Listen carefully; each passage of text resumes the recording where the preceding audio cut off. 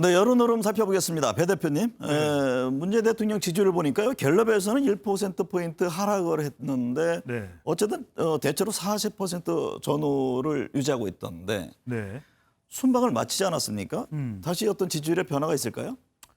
부분적으로는 영향을 주겠죠. 하지만 네. 이제 임기 후반부에다가 임기 초반기에는 이제 외국만 나가도 대통령에게 더 주목하게 되는데 이번의 경우에도 뭐 청와대나 여당에서는 대통령 관련 보도가 좀 아쉽다 이런 얘기를 하게 되거든요. 근데 임기 후반부에 좀 자연스러운 현상이기도 합니다.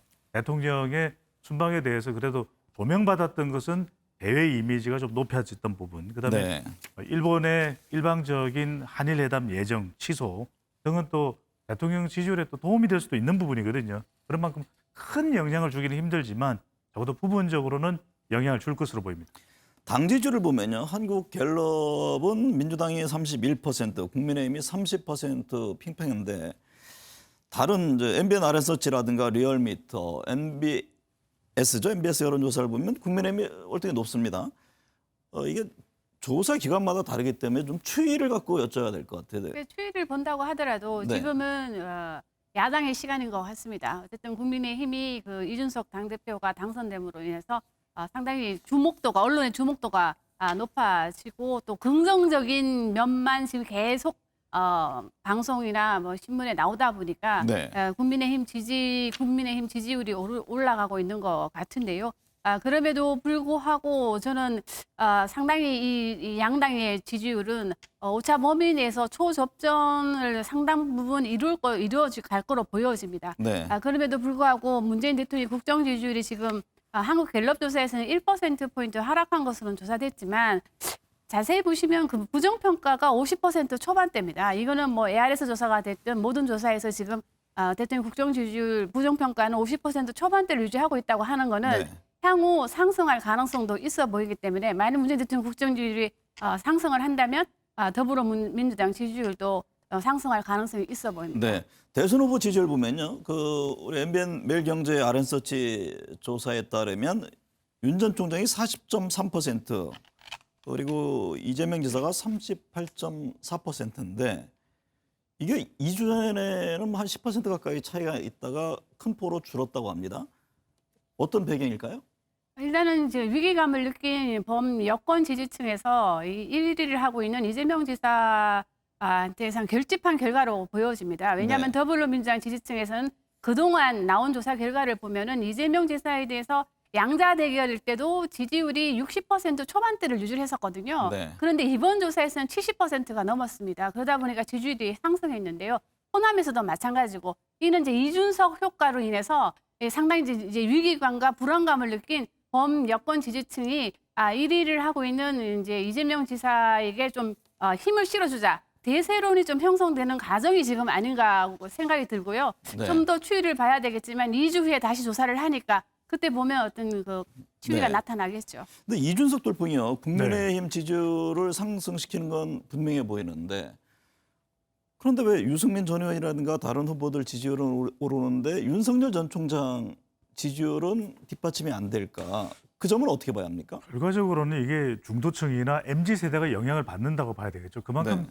대선 후보, 특히 이제 유력 후보에 대한 관심은 높을 수밖에 없거든요. 그렇다면 이 요구에 대해서 부응이 돼야 되는데 가령 지금 윤석열 전 총장의 지지율을 분석해 보면 반사적 지지 그리고 애매한 일정 그러니까 분명하지 않거든요. 바로 이런 부분에 대해서 MZ세대나 중도층이 이제 영향을 받을 수밖에 없다는 것인데 네. 결과적으로 이제 국민의힘 전당대회 의회는 서서히 이제 차기 대권 국면으로 넘어가고 있습니다. 그렇다면 이런 국민들 유권자의 요구에 대해서 좀 빨리 응답해 줄 수 있는 윤 전 총장의 모습이어야 되는데 그렇지 못하면서 좀 부정적인 영향을 받는 결과로 나타나고 있습니다. 지금 윤 전 총장 대변인이었던 이동훈 대변인 사퇴 소식이 알려졌잖아요. 네.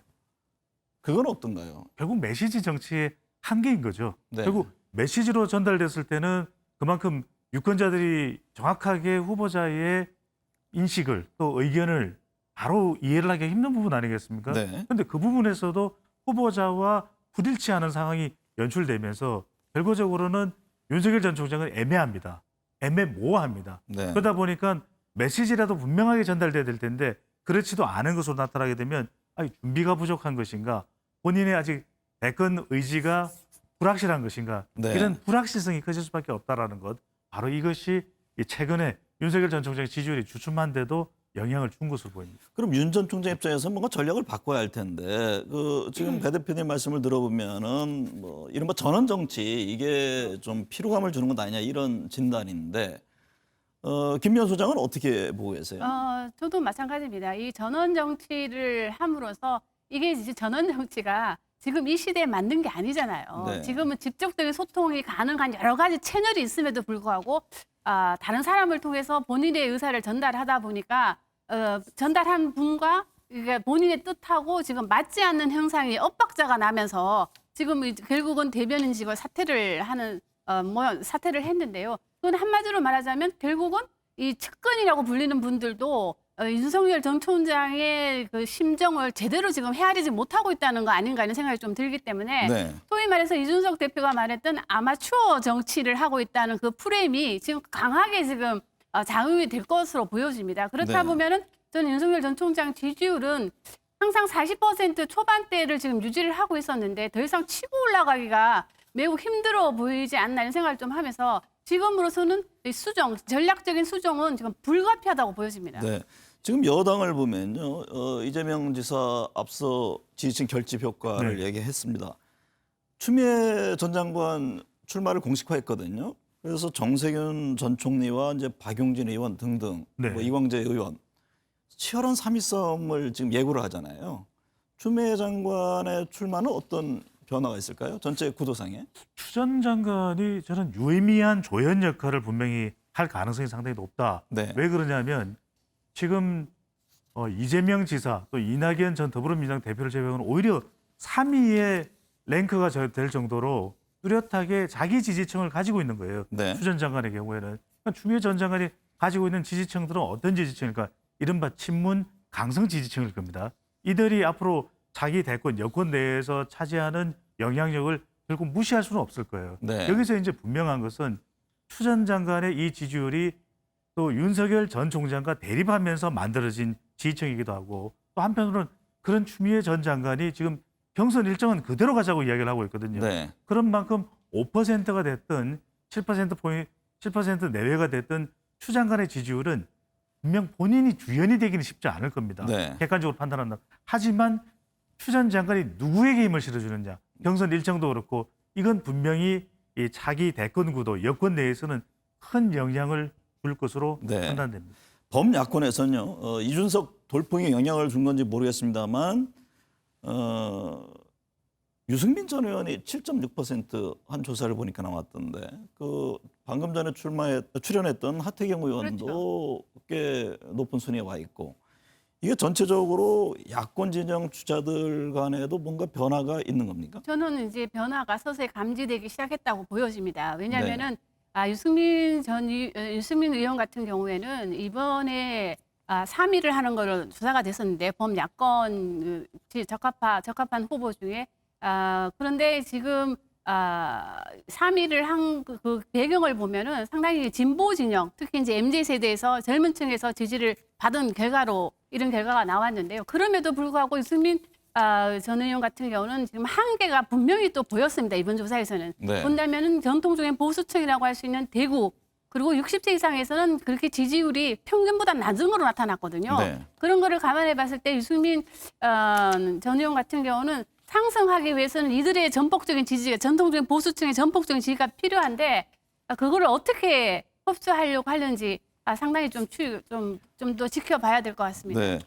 말씀하신 이제 유승민 전 의원도 그렇고 오늘 출연한 이제 하태경 의원은 이제 대선 출마 선언을 했는데 네. 분명히 좀 구분이 필요할 겁니다. 그러니까 홍준표 의원의 경우에는 적어도 이미 대통령 선거에 출마했던 인물이기 때문에 본인의 지지율을 가지고 있다고 봐야 되거든요. 네. 윤석열 전 총장은 반사적 이익 성격, 반사적 성격이 상당히 강한데 마찬가지로 유승민 전 의원의 최근의 상승세는 다분히 이준석 효과의 영향이 클 겁니다. 네. 하태경 의원도 그래서 이제 주목을 받는 이유일 거예요. 시대 교체 또 세대적으로 봤을 때는 좀 더 그래도 신진 세력에 가까운 것이 이제 하태경 의원으로 분류될 수 있으니까. 그러니까 네. 중요한 것은 지금 후발 주자나 좀 지지율이 낮은 후보들은 본인의 지지율을 만드는 것이 상당히 중요합니다. 네. 그러니까 박용진 의원도 최근에 이제 주목을 받았지만 이게 반짝 상승일 수도 있는 것이거든요. 그런 만큼 더 중요한 것. 그러니까 유승민 전 의원이든 하태경 의원이든 네. 박용진 의원이든 본인의 지지율을 어떻게 만들 수 있을까? 이게 핵심이라고 봐야 되겠죠. 지금 송영길 대표가요. 부동산세 완화는 난자리 일단 넘었잖아요. 네. 이제 그 앞에 당장 경선 연기 문제를 어떻게 돌파할 것이냐가 남아 있는데 1년에 이 같은 어떤 송영길 대표 체제의 움직임이 유권자들 지지율 전체적으로 어떤 영향을 줄까요? 저는 송영길 당대표 현재 그 민주당 지도부는 국민들에게 그다지 지금 나오고 있는 여론조사 결과를 보면 네. 그다지 그렇게 호감을 받고 있는 것 같지는 않습니다. 왜냐하면 송영길 대표 체제가 들어서고 난 뒤에 물론 이준석 효과가 있다고는 하지만 지지율이 지금 하락하는 모양새를 보여주고 있거든요. 그리고 또 이제 송영길 대표가 그 발언도 문제된 발언이 좀 있었거든요. 그런 걸 감안해 봤을 때 송영길 대표 체제는 상당히 국민들에게 지금 아직까지는 호감도가 낮은 걸로 보여지고 있고요. 지금 방금 또 민주당 경선 얘기를 했는데 이 부분을 지금 송영길 대표가 어떻게 처리하냐도 네. 상당히 중요하다고 보여집니다. 이번에 RNS치와 MBN 조사 결과를 보면 국민 전체적인 여론은 경선 연기를 반대하는 게 높은 걸로 반대하는 거에 대해서 상당히 이제 반대하는 의견이 높은 걸로 조사가 됐지만 네. 더불어민주당 지지층만 본다면 상당히 찬반 의견이 팽팽한 것으로 나타났거든요. 네. 호남에서도 반대 의견이 높은 걸로 나타났습니다. 그럼에도 불구하고 민주당 지지층에서는 찬반 의견이 상당히 팽팽하다고 하는 거는 어떤 결과가 나오든 간에 상당히 문제가 될 요지가 많기 때문에 경선 연기에 대해서 송영길 대표가 사후에 상당히 정리를 잘해야 될 것으로 보여집니다. 송 대표 입장에서는 어쨌든 간에 중도층을 끌어안으려는 그 노력을 할 수밖에 없는 상황이잖아요. 불가피한 거죠. 네. 그러니까 송영길 대표가 그러면 다른 어떤 선택을 할 수 있을까요? 그런데 어려운 겁니다. 최근 이제 이준석 돌풍, 이준석 변화의 핵심은 변화고 또 청년이고 민생이거든요. 네. 그런 만큼 국회 본회의 연설에서도 송영길 대표로 또 청년 특임 장관 제안을 문 대통령에게 하는 이런 사례들을 보게 되면은 그만큼 지금 쇄신을 할 수밖에 없는 불가피한 선택입니다. 말 그대로 네. 부동산과 관련해서도 초강수다, 업참 마속이다 이런 평가가 나오겠지만 달리 다른 선택을 할 수 없는 것이 송영길 네. 대표의 입장이다. 그렇다면 경선 일정, 대권 관리 중요합니다. 이걸 통해서 진행자까지도 말씀하셨죠. 중도층과 MZ세대를 그래도 최대한 붙들 수밖에 없는 것이죠. 네. 이재명 경기지사가요. 지난주에 김경수 경남지사를 만났습니다. 그래서 이 친문을 파고드는 건 아니냐 이런 분석들이 나왔는데 이 같은 움직임이 지지율에는 어떤 영향을 줍니까? 저는 지지율에 긍정적인 영향을 줄 거로 보여집니다. 왜냐하면 이제 김경수 지사도 상당한 지지층을 갖고 있거든요. 네. 그렇다면 이제 김경수 지사와의 이 좋은 관계를 유지한다고 하는 거는 친문 지지층에게 좋은 시그널로 보여지기 때문에 저는 뭐 상당히 지지율 상승에도 어느 정도 영향을 주지 않을까 이런 생각을 해봅니다. 네. 경선 연기를 놓고선 이낙연, 정세균, 이광재 의원 등 이런 이제 반 이재명계라고 이렇게 카테고리를 해서 연합전선 얘기를 하는데요. 이게 오랜 시간이 지나서 서로 갈등이 격화되면은 이게 본선에서의 어떤 경쟁이 약화되는 건 아니냐. 한편에서 또 이런 지적을 합니다. 그러니까 우리가 나올 수밖에 없는 거죠. 네. 그러니까 경선 일정이라는 것은 당내에 뚜렷한 명분이 있다면 경선 연기도 가능할 수도 있는 거죠. 열려 있는 네. 겁니다. 네. 그런데 이제 중요한 것은 이것이 당의 전반적인 당의 지지율 그리고 후보 간의 경쟁력까지도 상처입어서는 안 된다는 것이거든요. 그래서 더 중요한 것은 이런 경선과 관련해서 좀 더 설득력 있게, 좀 더 공감력 있게 협의가 이루어지는 것이 중요합니다. 네. 이게 자칫 잘못하면 지금 이재명 지사 쪽 앞서고 있는 후보는 반대를 하고 있는데 또 이낙연, 정세균 또 다른 후발주자 후보들은 왜 미루지 못하냐 이렇게 이야기를 하게 되면 네. 이게 마치 이제 당 내의 불협화음, 경선의 유불리가 이 여권 대권 구도에서는 가장 중요한 이슈로 불거질 수밖에 없는 거거든요. 네. 이렇게 되면 자칫 이 선거에서의 앞으로 가져갈 수 있는 더불어민주당의 결집력보다는 오히려 결선 가지고 이 경선 일정 가지고 더 불협화음에 또 경쟁력이 분열되는 상태로 네. 발생할 수밖에 없는 중요한 건요. 그렇습니다. 이런 과정을 이제 유권자들이 보기 때문에 중도층도 그렇고 MZ세대도 그렇고 얼마만큼 이 협의를 좀 더 공감력 있게 또 합리적으로 이끌어가는 것이 중요한 거겠죠. 윤석열 전 총장 뭐 27일 대권 도전 선언 얘기가 나오고 또 민심 투어 계획까지는 나왔는데 그 와중에 이 보수 진영 평론가죠. 장성철 소장이 이른바 이제 엑스파일 관련한 언급을 했습니다. 이게 방어가 어렵지 않느냐. 이게 지지율에 어떤 영향을 줄지가 이제 궁금합니다. 결집 효과가 있을 것인지 아니면은 이탈 효과가 있을 것인지요. 저는 상당히 지지율에 영향을 줄 것으로 보여집니다. 네. 왜냐하면은 이런 엑스파일 이야기가 이것도 보수 진영에서 나왔잖아요. 거기에다가 또 더불어서 오늘 또 저 대변인이 또 사퇴까지 했습니다. 네. 이것이 상당히 이 윤석열 총장을 둘러싸고 있는 모든 지금 의혹들이 하나하나씩 나오면서 저는 이것도 윤석열 총장이 또 직접적인 소통도 하지 않고 이런 전원 정치를 통해서 하다 보니까 국민들의 피로감도 지금 가중되고 있는 상태에서 이런 소식이 들리니까 이것도 범보수 진영에서 저는 상당히 지금 윤석열 총장에게 지금 상당히 위기가 찾아온 게 아닌가 싶고요. 만약에 다음 주에 이제 27일 날이죠. 뭐 네. 본인이 대선 출마를 선언을 한다고 하면 원래대로면 지지율이 좀 더 상승을 이끌어줘야 될 텐데 저는 이 여러 가지 요인 때문에 지지율 상승에는 상당히 지금 한계가 있을 거로 보여집니다. 네. 그럼에도 불구하고 이 대선 출마식에서 상당히 이제까지는 반사적으로 좀 지지율을 끌어올렸다면 그날 그 모습이 상당히 준비되어 있고 상당히 스스로 발광하는 발광체라고 한다면 지지율은 또 상승할 수 있겠죠.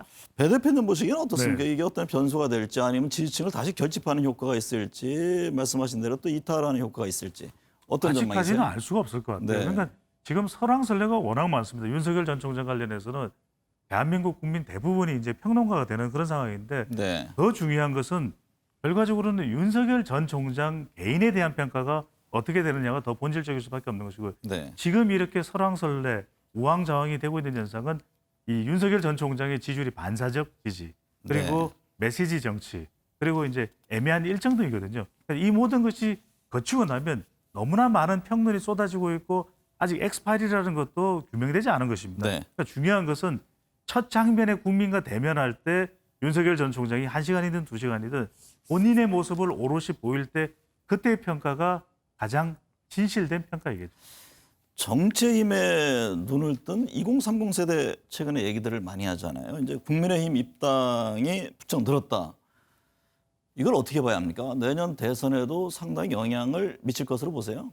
좀 미친다고 보여집니다. 그리고 이제 저희가 이제 통상적으로 20, 30대들은 진보 성향이 강하다고 이야기를 해왔었는데요. 네. 그러나 90년대 들어서부터는 이 2030 세대가 진보 성향보다는 상당히 실용주의를 선택을 하다 보니까 이 여야를 떠나서 어떤 정책에 대해서 그러니까 이익적 본인들의 이익에 좀 부응하는 투표를 하는 경향이 있어 왔습니다. 그렇다 네. 보니까 지금 2030 세대가 향후 어떤 선택을 하느냐에 따라서는 그거는 뭐 어떤 이념이나 이런 걸 떠나서 어떤 자기 본인들의 어떤 실용주의에 맞는 그런 정책을 보고 정당을 선택할 것으로 보여집니다. 짧게 하나만 추가를 드리면 네. 지금 이제 MZ 세대 우리 얘기를 왜 계속하느냐면 중도층은 오히려 좀 최근 들어 세분화되고 있습니다. 그리고 언제든 경우에 따라서는 진보 쪽이나 보수 쪽으로 돌아갈 가능성도 열려 있습니다. 그런데 최근에 이제 재보궐선거의 결과도 그렇죠. 이준석 세대의 현상, 돌풍도 그렇죠. 이제는 2030 MZ 세대가 집단화 세력화하기 시작했거든요. 네. 이들의 비율이 한 34% 유권자의 3분의 1 정도 됩니다. 이들이 집중적으로 특정 정당과 특정 후보를 지지하게 된다면 그것도 차기 대선에 이건 결과적으로는 MZ 세대가 차기 대통령을 결정한다고 봐야 되는 거죠. 네.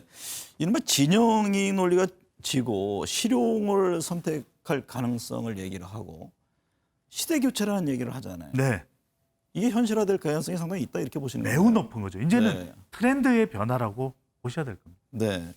김 시장님도 그거 동의하십니까? 네, 저도 그렇게 생각합니다. 이제는 이념을 떠나서 이제 트렌드에 맞춰서 본인들의 아까 제가 말씀드린 것처럼 이익에 기반된 투표를 할 확률이 매우 커졌습니다. 네. 또 하나요. 지금 안철수 대표와의 통합 국민의힘 네. 이거에 대해서 좀 부정적으로 보는 분들이 생기네요. 왜 안 될까요? 그러니까 네. 이제 당의 통합에서는 큰 정당과 작은 정당이라면 여기는 반드시 설득의 과정이 있어야 됩니다. 네. 그런데 안철수 당 대표에 대해서 왜 전에 입당을 안 했었냐? 그리고 지분 이야기를 하기 시작하면 밑도 끝도 없게 되는 것이고 두 번째 중요한 것이 설득 후에는 공감입니다. 지지층까지도 유기적으로 결합될 수 있어야 되고 마지막에는 만족도가 높아야 되거든요. 그러니까 큰 당과 작은 당이 결합할 때는 상당히 많은 배려를 해야 됩니다. 네. 어제 방역 당국이 집계한 걸 보니까요. 코로나19 백신 1차 접종자가 1,476만 명으로 전체 인구의 28.8%에 달합니다. 접종 완료자도 400만 명을 넘었습니다. 앞으로 접종 속도도 더욱 빨라질 것이라고 합니다. 정부가 가장 먼저 해야 할 일이 바로 코로나19 극복입니다. 이를 위해서 몸무게 땀 흘리고 있는 수많은 의료진과 봉사자, 정부 관계자와 지방자치단체 여러분들께 마음을 담아서 감사드립니다. 오늘 순서 여기서 마칩니다. 고맙습니다.